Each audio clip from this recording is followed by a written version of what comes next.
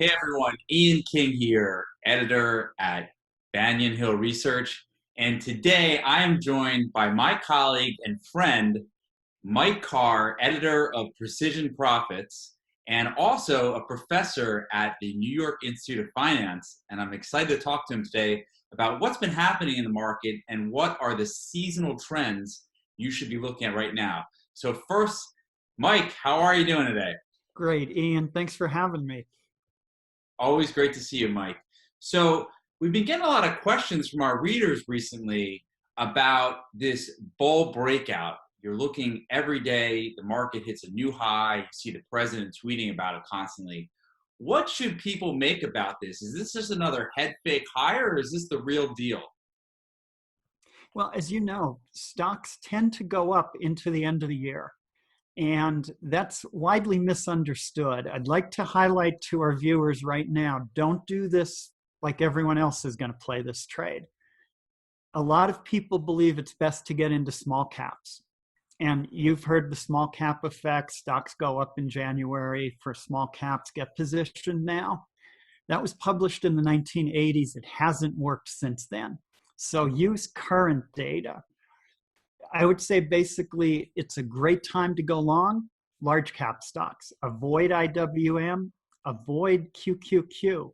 In December, the NASDAQ 100 has declined 52% of the time. It's people taking profits from Apple and those big name stocks and putting them into value at the end of the year. That's really interesting you mentioned that because I looked up the December stats, and since 1950, December as a whole, the market has been up 50 times and down 18 times. This is since 1950, with an average return of about 1.4%. And that makes December the second best month of the year behind November. So what you're saying is that people still sell the tech stocks, but they rotate into other stuff because the market still tends to go up, even though they might be moving into more value stocks and not these small caps or the tech names. Is that true?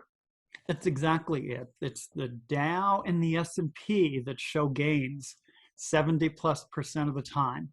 Small caps and tech stocks show losses more than half the time. Hmm.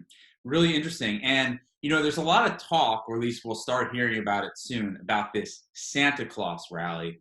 Could you explain to our readers exactly what that is and when Santa Claus is due to arrive in their portfolios?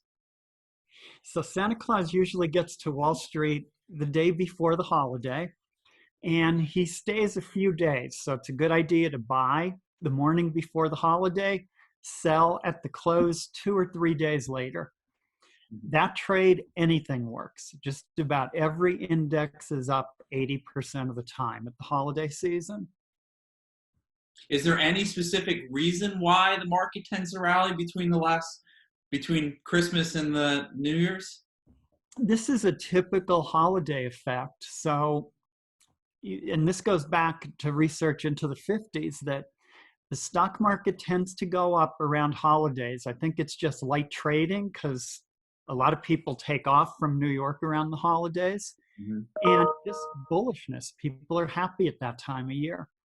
Yeah, I can tell you from my experience, the trading desks were really just short staffed. Everybody's boss was away in warmer climates. No one was in New York.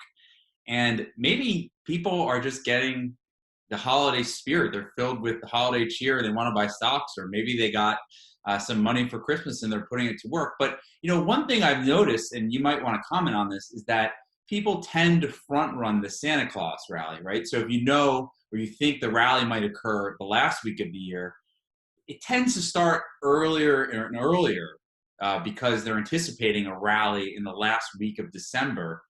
Tell us how that might play out this year. I think you alluded to that earlier with December is the second most bullish month of the year, and now it's November. Mm-hmm. And people have started front running that December idea, so November is now more bullish. By the time our kids are traders, it's going to be October or even September that the December rally is coming. So So maybe go ahead. I think the best way to do it is just trade that window and use a momentum indicator. Trade with the trend. If prices are plummeting on Christmas Eve, don't buy. Don't be a hero. just pass, wait till the next holiday. Mhm. And speaking of trends, we've seen a little bit of a sell-off in the market recently. I don't want to call it a sell-off, but we've seen some days where the market's dipped, but the dip buyer has come back in the afternoon. I'm also seeing some erosion in the sentiment indicators. The tree is starting to shake a little bit here. What do you make of that? Is that a good thing for the end of the year, or is this kind of a harbinger of negative things to come? I think, as you noted, a lot of the trading heads take some time off. So nobody's going to make a decision to make a big sell at this time of the year. But the junior managers can't hold cash at the end of the year. Everybody's going to go around and look at what their managers are doing. We're doing annual reports.